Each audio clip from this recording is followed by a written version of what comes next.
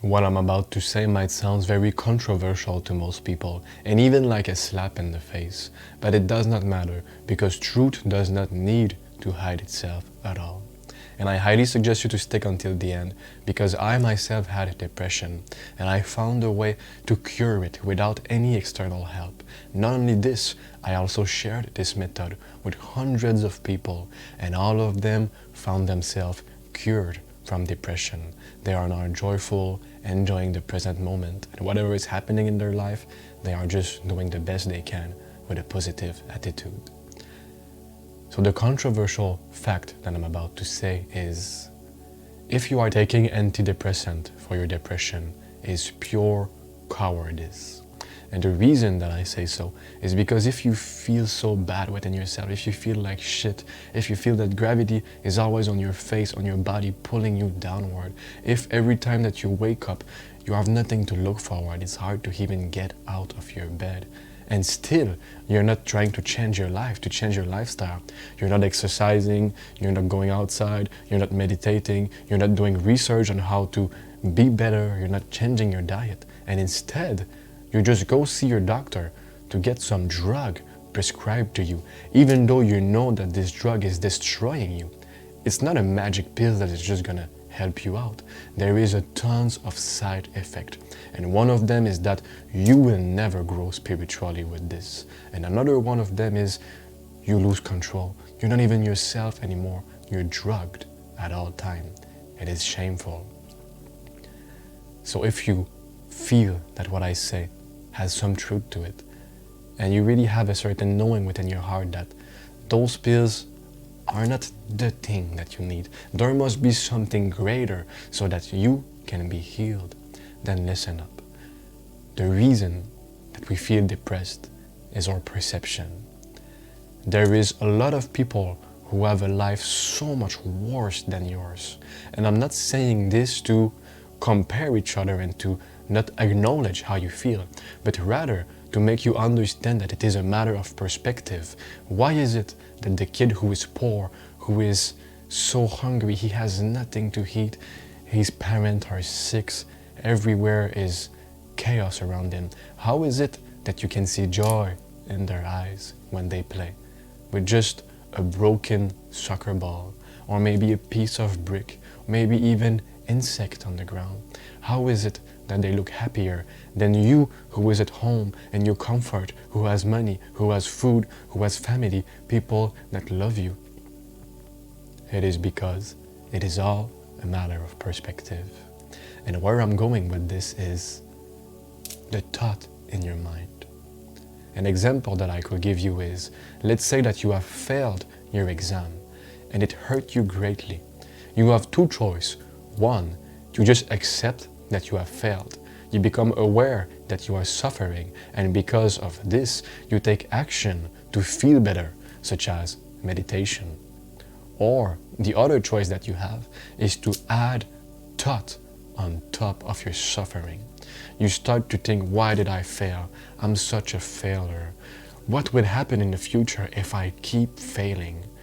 What will my parents think of me? You see, the issue is not that you have failed in the exam. The issue is that you keep adding more thought on your suffering. So you multiply all your suffering all the time. And if you have the intelligence to understand that truly thinking is the source of suffering, then what if your mind will be quiet? What if you had a car accident, your car is totally done, but then an hour later you're home, and it is the same whether your cars had an accident or not, because you're home with all your goods, with all that you can do? It is a choice, but for most people an unconscious choice to suffer or to not suffer. Because even though the present is perfect, they project themselves in a future or in a past or in a totally imaginative situation to keep on suffering. So if you are understanding now that thinking is the source of suffering, then you will also accept and embrace the idea, or should I say the fact, that if your mind becomes still, if it becomes silent, if you have a certain control over your emotion, how you feel within yourself, then no matter what life will throw at you, you will be able to remain centered within you. Because inside is the kingdom of peace. Inside, when you have silence, this is where bliss arises, where happiness, joy, all the greatest spiritual gift, all the greatest realization will just bloom within you naturally. So if you go on with a proper practice and do your best to silence your mind, I guarantee this simple phenomena of the no mind, of samadhi, of having almost no thought, will be your liberation.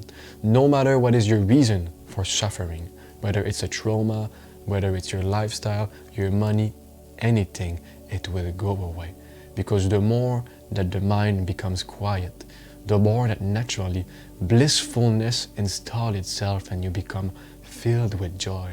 Because God loves you. God did not create you to feel like crap within yourself. Therefore, your natural state of mind is joy and blissfulness.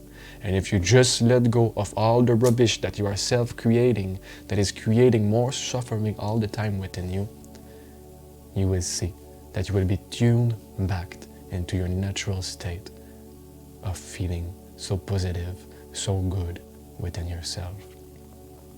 And I don't want you to believe me. In fact, it would be best if you disbelieve me, so that you could take action. You could try it for yourself like a scientific experiment for many weeks and many months. Go on meditating 3 times a day minimum, even if it's just 10 minutes each. And in between your meditation, have a sadhana, which means a certain practice that you can do even during all your daily activities to keep your mind silent. Just do this for a couple of weeks or months and see the difference, how you feel.